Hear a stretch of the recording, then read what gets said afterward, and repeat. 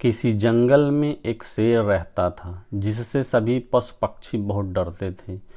शेर रोज किसी एक जानवर को मारकर अपना पेट भरता था।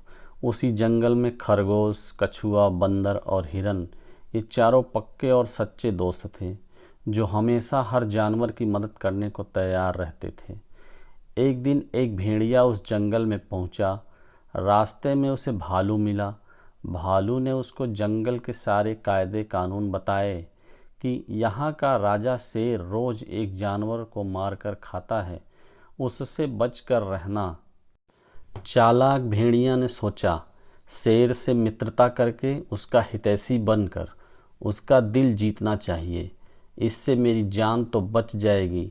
भेड़िया शेर की गुफा में गया और सोए हुए शेर के पास बैठ गया।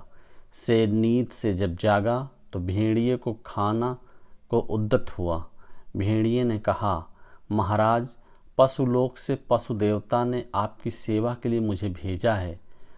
अब आपको शिकार करने की ज़रूरत नहीं, आज से आपको शिकार लाकर दूंगा। शेर ने भेड़िए की बात मान ली। भेड़िए ने जंगल में यह ढिढोरा पिटवाया कि पशुलोक से राजा शेर का सेवक बनकर आया हूँ।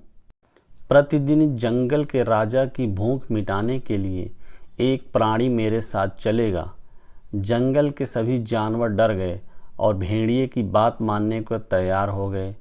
शेर के पास जाने के क्रम में एक दिन खरगोश की बारी आई और भेड़िया उसे लेने जाने लगा। तभी वहाँ हिरन, बंदर और कछुआ भी आ पहुँचे और उसके साथ जाने की जिद करने लगे। शेर के सामने पहुंचकर चारों ने बारी बारी बात शेर से कही।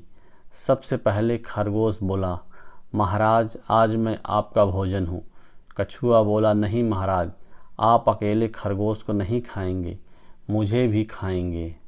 तभी बंदर कहता है, महाराज, इन तीनों को छोड़ दीजिए, मैं बड़ा हूँ, मुझे अपना भोजन बना लीजिए।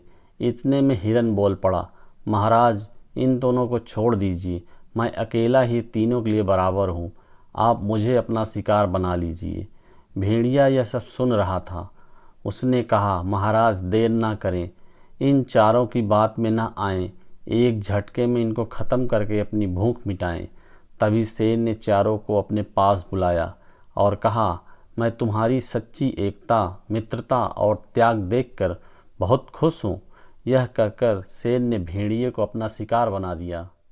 इस कहानी से हमें यह शिक्षा मिलती है कि किसी भी कार्य में सफलता पाने के लिए आपसी एकता होना बहुत ज़रूरी है। एकता के लिए चाहिए आपसी स्नेह और विश्वास। स्नेह के आधार से ही सहयोगी बन पाते हैं।